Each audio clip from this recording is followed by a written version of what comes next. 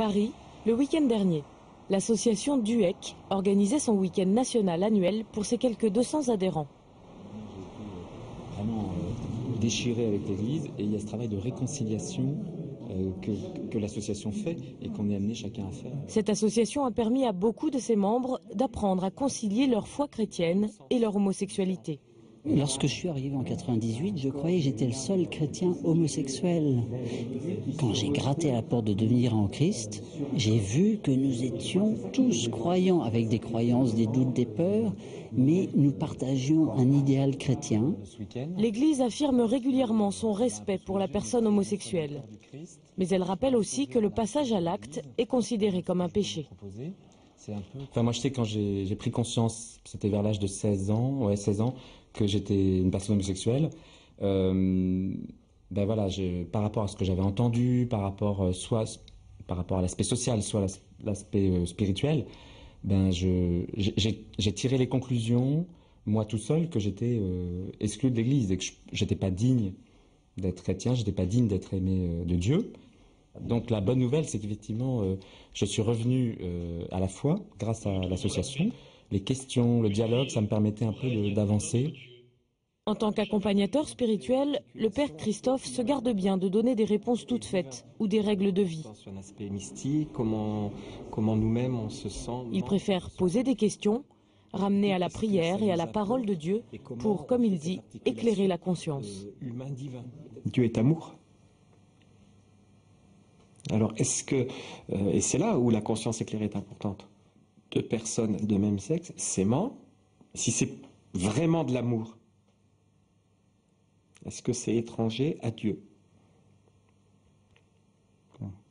Moi, je sais pas. J'aurais tendance à dire non. Ça fait partie de Dieu.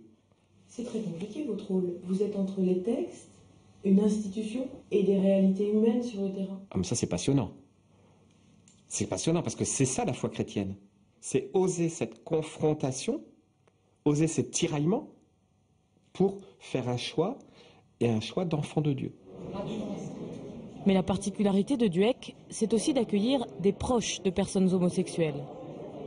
Comme beaucoup de parents, Michel et Monique ont eu du mal à accepter l'homosexualité de leur fils. Mais leur chemin au sein de DUEC les a changés bien au-delà de ce qu'ils pouvaient imaginer. Mon cheminement dans l'association depuis donc quasiment 16 ans m'a fait vivre, je peux dire, une conversion.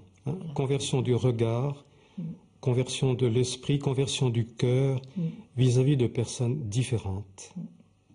Et j'ai beaucoup mieux compris cette attitude fondamentale du Christ dans les évangiles qui allait de préférence vers les personnes hors normes, qui étaient rejetées par la société d'alors. Si bien qu'au bout d'un an, je ne les regardais plus du tout comme des personnes homosexuelles, mais comme des personnes tout court, et vraiment comme des frères et sœurs en Christ.